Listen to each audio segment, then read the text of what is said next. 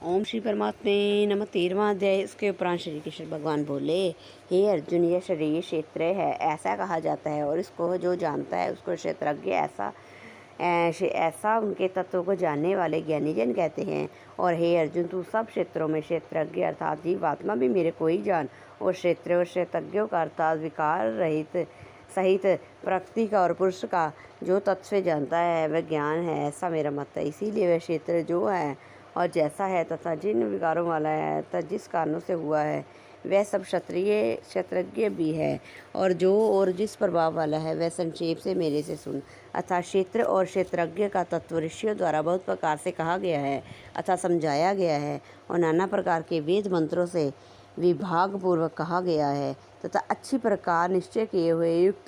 युक्ति युक्त ब्रह्म सूत्र के पदों में वैसे ही कहा गया है। हे अर्जुन, वैसे ही मैं तेरे लिए कहता हूँ कि पंच महाभूत अर्थात आकाश, वायु, जल, पृथ्वी और सूक्ष्म अहंकार, बुद्धि और मूल प्रकृति अर्थात त्रिगुणमयी माया भी तथा 10 इंद्रियां अर्थात श्रोत्र, त्वचा, नेत्र, रसना और घात है, वाक, हस्त, पद, उपस्थ और गुदा, एक मन और 5 इंद्रिया विषय अर्थात शब्द, स्पर्श, रूप, रस और गंध तथा इच्छा, द्वेष, सुख, दुख और स्थूल देह का पिंड एवं चेतना और धृति, इस प्रकार यह क्षेत्रज्ञ विकारों से सही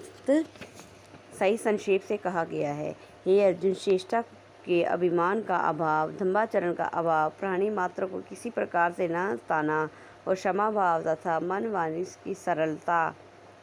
श्रद्धा, भक्ति सहित गुरु की सेवा, बाहर भीतर की शुद्धि, अंतकरण की स्थिरता, मन और इंद्रियों सहित शरीर का निग्रह, इस लोक और परलोक में संपूर्ण भोगों में शक्ति का अभाव, अहंकार का भी अभाव तथा जन्म मृत्यु, जरा और रोग आदि में दुख दोषों का बारंबार विचार करना, पुत्र, स्त्री, घर और धन आदि में शक्ति का अभाव और ममता का ना होना तथा प्रिय अप्रिय प्राप्ति में सदा ही चित्त का सम रहना तथा मन के अनुकूल तथा प्रतिकूल के प्राप्त होने पर हर्ष आदि विकारों का ना होना, मुझ परमेश्वर के एक ही भाव से स्थिति रूप ध्यान योग के द्वारा अब विचारी भक्ति तथा एकांत और शुद्ध देश में रहने का स्वभाव और विषय सक्त मनुष्यों के समुदाय में प्रेम का ना होना तथा अध्यात्म तत्व ज्ञान से नित्य निश्चित और तत्व ज्ञान से अर्थरूप परमात्मा को सर्वस्त्र देखना, यह सब तो ज्ञान है, और जो इससे विपरीत है वे अज्ञान है, ऐसे कहा गया है। हे अर्जुन, जो जानने के योग्य है अर्थात जिसको जानकर मनुष्य परमानंद को प्राप्त होता है उसको अच्छी प्रकार से कहूँगा। वह आदि रहित परम ब्रह्मा अकथनीय होने से ना सत्य कहा जाता है और ना असत्य ही कहा जाता है, परंतु वह सब ओर से हाथ वाला, पैर वाला है, सब ओर से नेत्र, सिर और मुख वाला तथा सब ओर से श्रोत्र वाला है, क्योंकि वह संसार में सब को व्याप्त करके स्थित है और संपूर्ण इंद्रियों के विषयों में जानने वाला है, परंतु वास्तव में सब इंद्रियां रहित तथा आसक्ति रहित और गुणों से अतीत हुआ भी अपनी योग माया से सबको धर्म पोषण करने वाला और गुणों को भोगने वाला है तथा वह परमात्मा चर सब भूतों के बाहर भीतर परिपूर्ण है, और चर अचर भी वही हैं और सूक्ष्म होने से अवज्ञ है तथा अति समीप में और दूर में भी स्थित वही है, और वह विभाग रहित एक रूप से आकाश के सदृश परिपूर्ण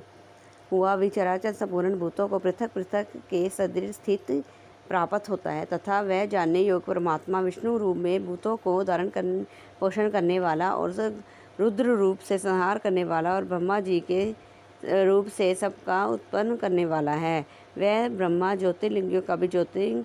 एवं माया से अति परे कहा जाता है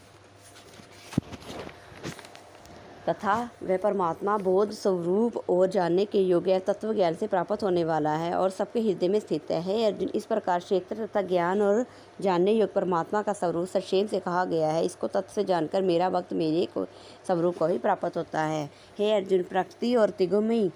मेरी माया और जीवात्मा अर्थात क्षेत्रज्ञ तथा इन दोनों को ही तू अनादि जान, और राग द्वेषों से विकारों से तथा त्रिगुणात्मक संपूर्ण पदार्थों को प्रकृति से उत्पन्न हुआ जान, क्योंकि कार्य और कारण ये उत्पत्ति करने में हेतु प्रकृति कही जाती है, और जीवात्मा सुख दुखों के भोक्तापन अर्थात भोगने में हेतु कहा जाता है। परंतु प्रकृति में स्थित हुआ पुरुष प्रकृति से उत्पन्न हुए त्रिगुणात्मक सब पदार्थों को भोगता है और इन गुणों का संग ही इस जीवात्मा के लिए अच्छी बुरी योनियों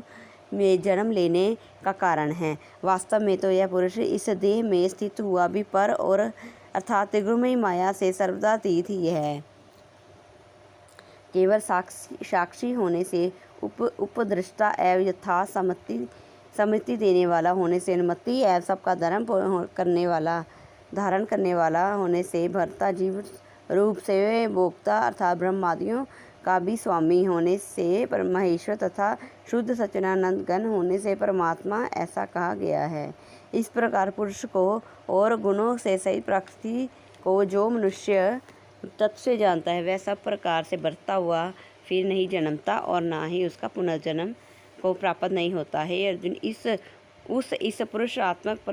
पुरुषात्मक परमात्मा को कितने ही मनुष्य तो शुद्ध हुई सूक्ष्म बुद्धि के ध्यान के द्वारा हृदय में देखते हैं अर्थात अन्य कितने ही ज्ञान योग द्वारा देखते हैं और अपने कितने ही निष्काम कर्म योग द्वारा देखते हैं। परंतु इसमें दूसरा अर्थात जो मंद बुद्धि वाले पुरुष है वह स्वयं इस प्रकार ना जानने हुए दूसरों से अर्थात तत्व से जानने वाले पुरुष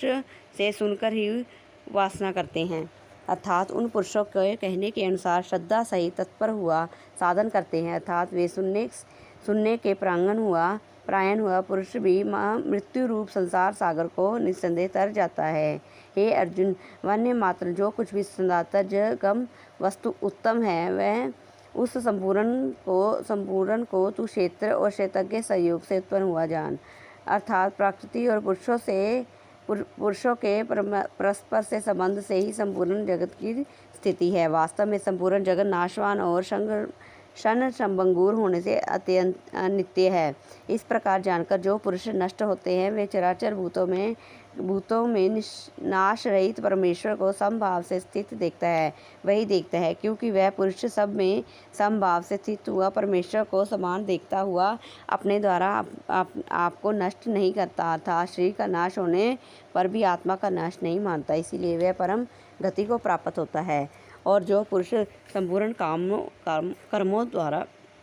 सब प्रकार से प्रकृति के लिए किए हुए देखता है अर्थात इस बात को तत्व समझ लेता है कि प्रकृति से उत्पन्न हुए संपूर्ण गुण ही गुणों में बढ़ते हैं अर्थात आत्मा को अलगता देखकर वही देखता है जो वह पुरुष जिस काल में भूतों के न्यारे भाव को है परमात्मा के संकल्प अर्थात स्थित देखता है तथा उस परमात्मा के संकल्प में ही संपूर्ण भूतों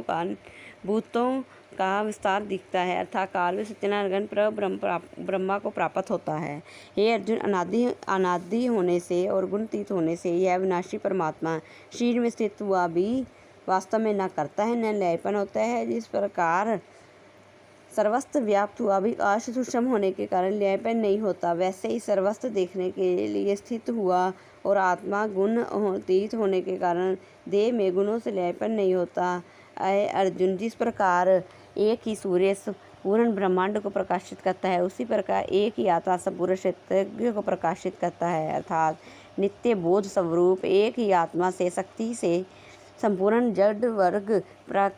प्रकाशित होता है। इस प्रकार क्षेत्र और क्षेत्रज्ञ भेदों को तथा विकार सहित प्रकृति से छूटने के उपाय को जो पुरुष ज्ञान नेत्रों द्वारा तत्व से जानता है वह महत्वजन पर ब्रह्म परमात्मा को प्राप्त होता है। इति श्री भगवद गीता रूपी उपनिषद ब्रह्म विद्या योग शास्त्र विषयक श्री कृष्ण अर्जुन संवाद में क्षेत्र विभाग योग नामक 13वां अध्याय समाप्त। बोल मेरे सतगुरु महाराज की जय, बंके बिहारी लाल की जय, लड्डू गोपाल की जय, अपने गुरु महाराज की जय।